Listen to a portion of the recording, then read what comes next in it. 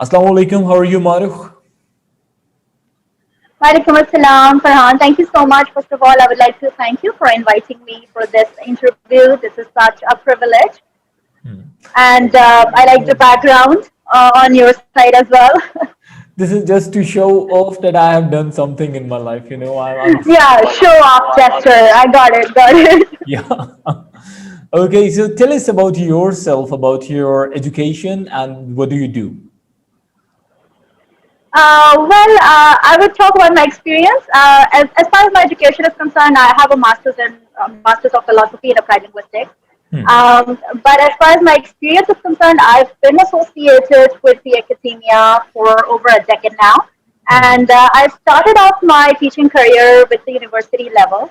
I've been teaching at the university level for last 10 years, out of which 6 years I've been teaching at Lahore University of Management Sciences, which is known as LUMS.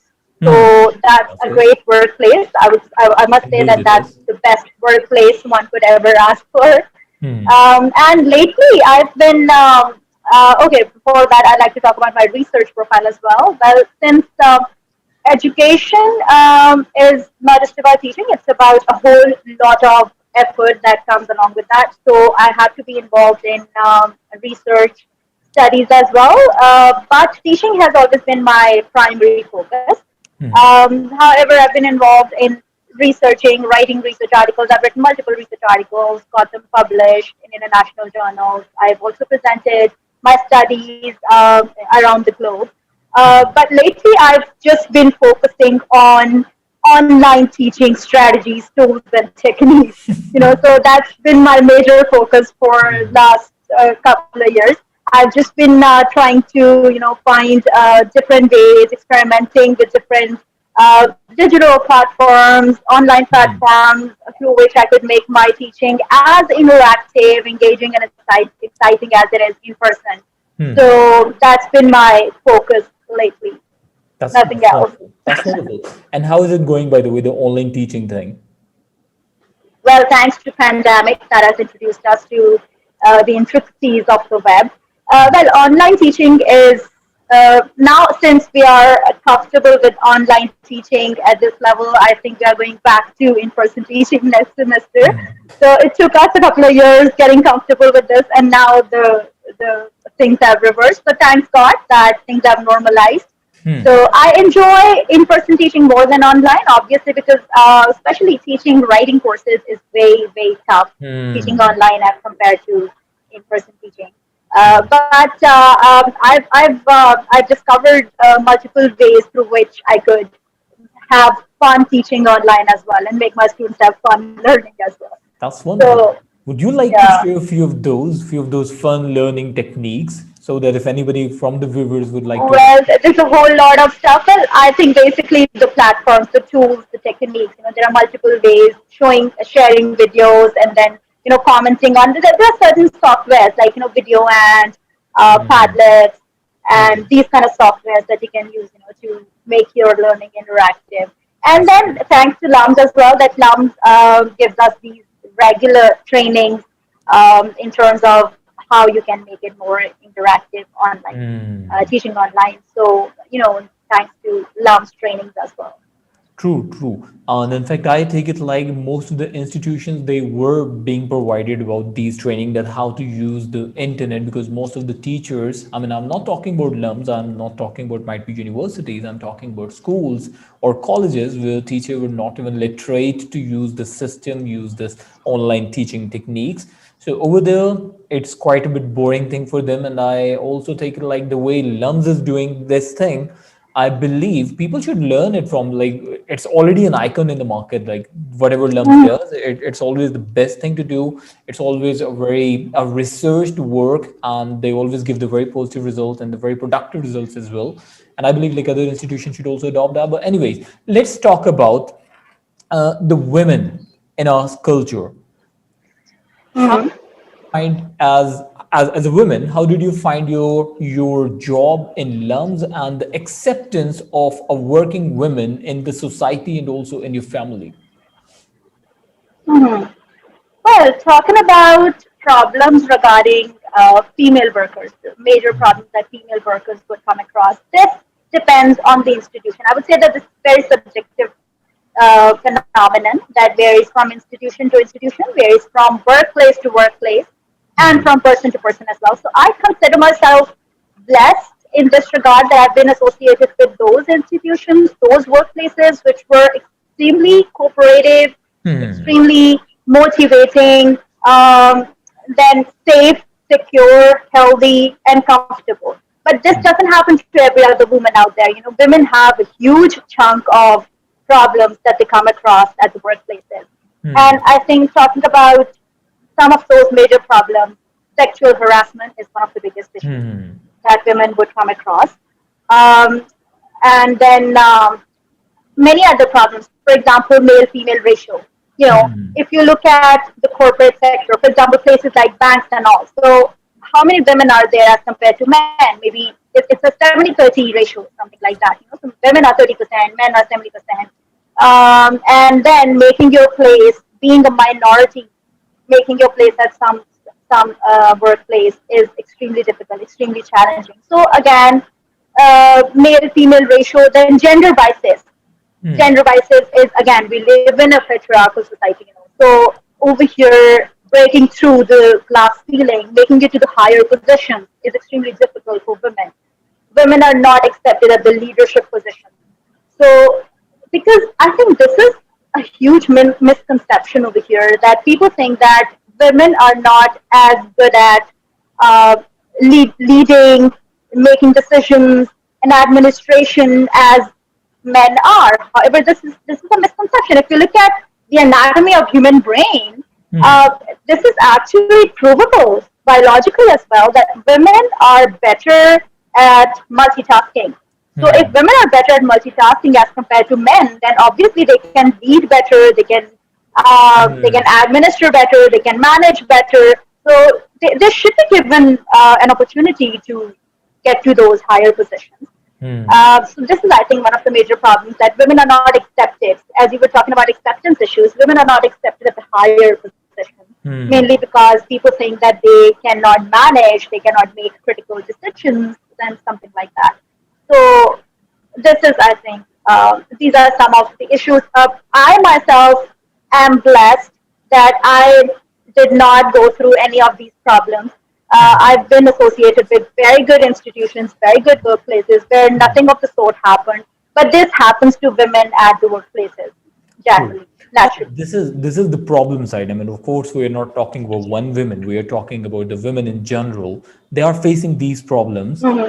This is the problem side. And what's the solution side? What's the solution for that thing? And how can we make that solution possible, in your opinion? I think the remedy could be divided into three, four different factors. Number one, education and training. Number two, leadership positions. Women should be accepted and offered leadership positions. Then equal opportunities for men and women. And then the most important factor is health, safety, and security. You know, with specific regards to mental health. If you're mentally healthy, if you're physically healthy, then you can do whatever you want. And if you're not, then vice versa. So I think that's important. All right. So the number one point that you have shared with me is the education. But now my question comes up like, how do you see the educated women in Pakistan?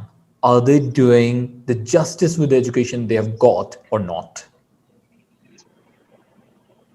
Well, I think this depends on the social class system as well. You know, I think women who belong to higher classes, they are given more opportunities to experiment with their education. You know, they are accepted to experiment to apply their education out there. But women with lower classes are not. I would say that when it comes to challenges and when it comes to women rights, there are two major divides. There are legal rights, and then there are norms, values, and norms, values based rights, social rights. So, as far as legal rights are concerned, Pakistan is progressing in that regard. You know, women are being given legal rights now. You know, in some scenarios, they're also being given right to divorce, and then there are rights, legal protection against sexual harassment, domestic violence, stuff like that. But as far as rights in terms of norms and values are concerned, that still is a problem. Now, how is that a problem? Basically, um, first of all, lack of education, like in some areas, in less privileged rural areas. This is some kind of a norm that women should not be sent to the school. So this is lack of education part. Then there is lack of freedom of speech and freedom of choice. So choosing something for yourself, choosing a profession for yourself, choosing. Moving on to the next question. Now, tell me one thing. I mean, we were talking about the education, the educated women, and we also see there are so many women in Pakistan who get the degrees, who get the education, and after that they are not working, they are not participating in the development of the nation, of the country, of the economy, and instead they are just sitting idle at home. What's your perception about that? Well, again, this is the norms and values based issue that I was talking about. So we have to change the norms and values in that regard. This is not the fault of those women. This is the fault of those people who are forcing them to listen to them. We have to change. We have to try to change their way of thinking, their mindset instead of changing those women. Because if they're, I'm sure if they're given the opportunity to explore their different avenues and to experiment with their education, they would definitely do that. But they're not given the opportunity. They have to listen to those. Not because this is not because they're forced to do that, but because this is just the tradition, the norm, the value of their family, which they have to adhere to. So that's what I'm talking about. All right. They So, can they can rebel against it if they have the guts, but very few women do. true. All right. So, if I mean, in a crux, you want to say that the change would not be from the bottom to top; it would be from the top to bottom. Now, my Top next to question bottom. would be: Very good. how can we change the top mindset? The people who are at the top level, who are the authority, how can we change their mindset? Mhm. How can we change their mindset? Well, that sounds like something impossible, next to impossible. But I think women themselves have to take an action against it. They themselves have to come out of that glass ceiling, come out of that shell, come out of that bell jar. So that would work for them instead of trying to change their mindset. I would change my argument, which I was trying to make earlier, because that sounds like something impossible. So yes, I think we need to start from the bottom. Starting from the top is All right. tougher than that. Great. So just as you were mentioning that you were privileged to study in the top-notch universities, along with that, you're working in a very really nice organizations. Uh, so what is the role of those educational institutions or the government or the organization in helping of women developing this stronger mindset so that they could build the mindset of the authorities? Educational institutions have a very, very crucial role in shaping a woman.